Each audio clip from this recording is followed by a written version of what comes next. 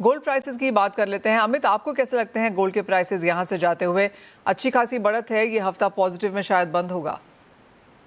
जी नमस्कार मनीष सर जी। बिल्कुल बहुत अच्छा मोमेंटम सोने चांदी ने पिछले कुछ दिनों में दिया है, स्पेशली ट्रेडर्स के लिए, क्योंकि एक अच्छे खासे बुल रन के बाद एक बहुत बढ़िया करेक्शन आया और उस बढ़िया करेक्शन के बाद एक अच्छी तेजी वापस फिर से देखने को मिली। अभी अगर हम एक से दो ट्रेडिंग सेशन की बात करें मनीषा जी, तो एक से दो ट्रेडिंग सेशन अभी ऊपरी इस तरह से मेरे को लग रहा है हल्की फुल्की मुनाफा वसूली प्राइसेस में देखने को मिल सकती है, बट ओवरऑल ट्रेंड पॉजिटिव रहेगा। अगर मैं रेंज की बात करूं अभी एक से दो ट्रेडिंग सेशन के लिए, तो दिसंबर वाइडा गोल्ड जो 1,27,400 के आसपास चल रहा है, ये ऊपर में मैक्स टू मैक्स 1,28,000 और नीचे में वापस 1,25,000 ये रेंज में कारोबार करता हुआ नजर आ रहा है। तो जो लोग खरीदारी की इच्छा जता रहे हैं वो 1,25,000 के आसपास कहीं पर भी खरीदारी कर सकते हैं और 1,28,000 के आसपास मुनाफा मुनाफा वसूली कर सकते हैं। सिल्वर की अगर हम बात करें तो दिसंबर वाला सिल्वर अभी 1,64,000 के करीब चल रही है। मेरे को लग रहा है मैक्स टू मैक्स अभी 1,68,000 ऊपर में इस लेवल के स्तर से एक बार प्रॉफिट बुकिंग आनी चाहिए, जो कि वापस फिर से 1,60,000 के आसपास तक हो सकती है। तो ऊपरी लेवल पे थोड़ा सा फ्रेश बायर्स को, जो नए बायर्स हैं, उनको सचेत रहना चाहिए और कहीं ना कहीं गिरावट पे खरीदारी के मौके अपनाने चाहिए। हम्म। अंकित, आप क्या देखेंगे? सोने और जो चांदी दोनों में आपको लगता है कि डिप्स पे खरीदारी करनी चाहिए? और चांदी में जिस तरह का बहुत भारी रिबाउंड यहाँ पर देखने को मिला है, कितना सस्टेनेबल लगता है ऑलमोस्ट 53-54 के बीच के कारोबार? नमस्कार मनीषा मैम। ओवरऑल सिचुएशन अगर देखें तो ओवरऑल पॉजिटिव ट्रेंड रहेगा और $55 का एक मेजर रेजिस्टेंस बना हुआ है। जैसे ही $55 को क्रॉस करेगा, मुझे लगता है आने वाले टाइम में 59 और $62 तक के टारगेट देखने को मिलेंगे। शॉर्ट टर्म करेक्शन हो सकता है, लेकिन अब मुझे नहीं लगता कि ये 49 और $48 की तरफ वापस जाएगा। शॉर्ट टर्म करेक्शन में $52 के अगर आसपास मिलता है, खरीदारी करके चलेंगे, काफी बेहतर रिजल्ट देखने को मिल सकते हैं। और बस एक $55 का एक रेजिस्टेंस है, उसको क्रॉस करना के लिए हो सकता है 1 से 2 दिन का समय लगे, लेकिन वो जैसे ही क्रॉस करेगा फर्दर अपसाइड रैली के लिए तैयार रहना है। ओवरऑल फंडामेंटल्स की अगर बात करूं, कोई भी चेंजेस देखने को नहीं मिल रहे हैं। All right. मेटल्स कैसे देखते हैं अंकित? क्योंकि कुछ सपोर्ट यहाँ पर लगातार बनता हुआ नजर आया है, अपने upper side of the range में कारोबार है, क्या यहाँ से भी खरीदने की राय है? अगर बात करूंगा तो काफी पॉजिटिव लग रहा है। आने वाले टाइम में 1118 तक के टारगेट देखने को मिल सकते हैं, जो यहाँ पे एक रेजिस्टेंस लेवल भी बन रहा है। तो मुझे लगता है कोई भी गिरावट अगर मिलती है तो खरीदारी करके चलेंगे, एक बेहतर रिजल्ट देखने को मिल सकता है। तो 1012 1010 के आसपास मिलता है तो खरीदारी करें। पोजिशनल स्टॉप लॉस यहाँ पे मैं देना चाहूंगा 980 का। टारगेट अगर शॉर्ट टर्म की बात करें अगले 2 से 3 महीने में, तो 1060, उसके बाद 1118 तक के टारगेट देखने को मिलेंगे। अमित, आपका टॉप ट्रेड क्या है यहाँ पर मेटल्स में? क्योंकि चाहे वो कॉपर है, जिंक है, एल्यूमिनियम है, सभी में बाइंग स्ट्रैटेजीज आती हुई।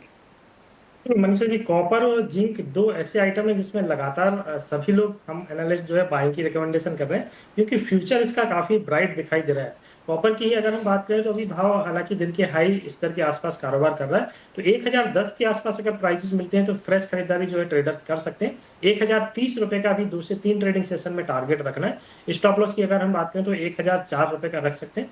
वहीं पे जिंक की अगर हम बात करें तो नवंबर वाला जिंक में 304 के आसपास खरीदारी की जा सकती है। ऊपर में 310 रुपए का टारगेट 1 से 2 ट्रेडिंग सेशन में रखें और 301 रुपए का स्टॉप लॉस लेके चलना चाहिए। जी मनीषा जी। अमित जी, एग्रीकल्चर कमोडिटीज में क्या सेंस है? क्योंकि सभी को लगता है कॉटन चाहे थोड़े दबाव में रहे, लेकिन मसाले यहाँ से तेजी दिखा सकते हैं। बिल्कुल मनीषा जी, सभी मसाले चार्ट्स पर काफी अट्रैक्टिव दिखाई दे रहे हैं, चाहे जीरा, धनिया, हल्दी, तीनों आइटम हो। तो बारी बारी से हम बात कर लेते हैं। पहला नंबर जो मेरे को दिखाई दे रहा है वो धनिया का है। सबसे बेस्ट कमोडिटी अभी दिखाई दे रही है वो दिसंबर वाला धनिया, अभी 8600 के आसपास कारोबार कर रहा है। तो 8500 के आसपास कहीं पे भी इसमें खरीदारी की जा सकती है।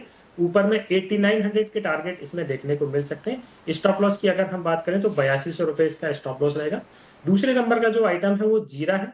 जीरा भी देखिए स्क्रीन पर 20,500 के करीब कारोबार करता हुआ नजर आ रहा है। यहाँ पे खरीदारी करनी है, 20,000 का स्टॉप लॉस लगाना है और ऊपर में 21,600 तक के टारगेट इसमें भी देखने को मिल सकते हैं। अब हल्दी की बात करें तो अभी 15,000 का भाव स्क्रीन पे है। 15,000 से लेके 14,900 की रेंज में कहीं पे भी खरीदारी की जा सकती है। 14,400 रुपए का स्टॉप लॉस लगाना है।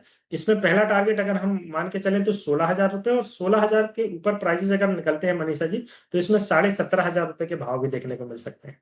ब्रेक में जाएं उससे पहले अंकित, कच्चे तेल को लेकर आपकी क्या सेंस है? क्योंकि जिस तरह के बड़े मूव्स यहाँ पर देखने को मिले हैं, 4% की गिरावट ओवरनाइट मार्केट्स में, as of now of course थोड़ी स्टेबिलिटी है, लेकिन इन करंट लेवल्स पे क्या करने की राय है? देखिए ओपेक की तरफ से जो न्यूज़ आई थी कि वहाँ पे मार्केट में जो भी स्टेबिलिटी रहने वाली है, बहुत ज़्यादा कोई डिमांड ग्रोथ नहीं आने वाली है, उसी की वजह से हमको गिरावट देखने को मिली है। और जो 2026 का जो फोरकास्ट है, उसमें भी वो लोग थोड़ा-सा स्लगिश देख रहे हैं। जो ओपेक की तरफ से डिसीजन आया, उसी की वजह से और प्रोडक्शन कहीं न कहीं बढ़ाते हुए नज़र आएँगे। मुझे लग रहा है क्रूड ऑयल की प्राइसेज़ अभी इसी रेंज में ट्रेड करती हुई नज़र आएँगी। लेकिन एक साइकोलॉजिकल लेवल है।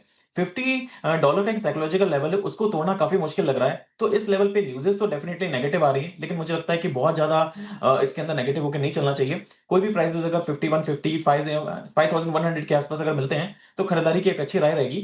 4700 का पोजिशनल स्टॉप लॉस रहेगा। जब तक 4700 के ऊपर ट्रेड कर रहा है, तब तक ट्रेंड पॉजिटिव रहेगा। लेकिन अगर मैं अगले 2 से 3 महीने का सिनेरियो मांगूँ, मैं लेके चलूँ, तो मुझे लग रहा है कि इसके अंदर एक रेंज में ट्रेड करता हुआ नज़र आएगा। नीचे में 5000 और ऊपर में 5500। ऑलराइट, तो स्ट्रैटेजीज हैं यहाँ पर सभी एग्रीकल्चर और नॉन एग्री कमोडिटीज़ में। कच्चे तेल में ऑफ कोर्स बहुत भारी गिरावट के बाद कुछ स्टेबिलिटी आई है और बाइंग अपॉर्चुनिटीज़ यहाँ पर ढूंढी भी जा सकती हैं। बहुत शुक्रिया अंकित और आप दोनों का ही साथ में जुड़ने के लिए। एक ब्रेक